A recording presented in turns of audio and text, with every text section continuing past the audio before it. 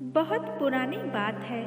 एक जंगल में एक गुरुकुल था जिसमें बहुत सारे बच्चे पढ़ने आते थे।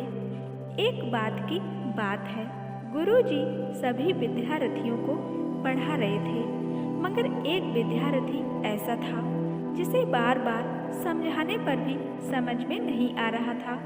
गुरुजी को बहुत तेज गुस्सा आया और उन्होंने उस विद्यार्थी से कहा, जरा अपनी हथेली तो दिखाओ बेटा। विद्यार्थी ने हथेली गुरुजी के आगे कर दी। हथेली देखकर गुरुजी बोले, बेटा तुम घर चले जाओ, आश्रम में रहकर अपना समय व्यर्थ मत करो, क्योंकि तुम्हारे भाग्य में विद्या नहीं है। तो शिष्य ने पूछा, क्यों गुरुजी? गुरुजी ने कहा, तुम्हारे हाथ में विद्या की रेखा नहीं है।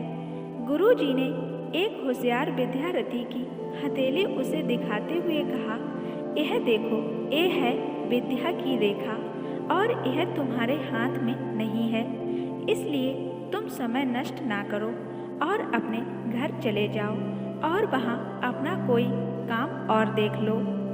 यह सुनने के बाद उस विद्यार्थी ने अपने जेब से एक चाकू निकाला, जिसका प्रयोग वह रोज सुबह अपनी दातून काटने के लिए करता था।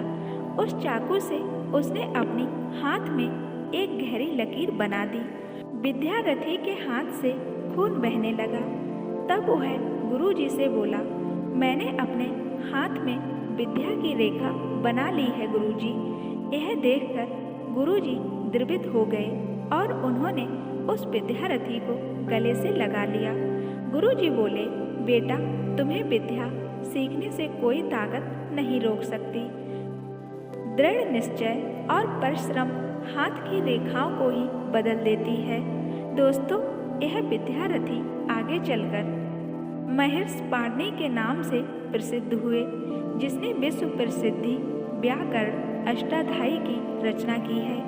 इतनी सदियां बीत जाने के बाद भी आज 2700 वर्षों बाद भी विश्व की किसी भी भाषा में ऐसा उत्कृष्ट और पूर्ण व्याख्या का ग्रंथ अब तक नहीं बना है।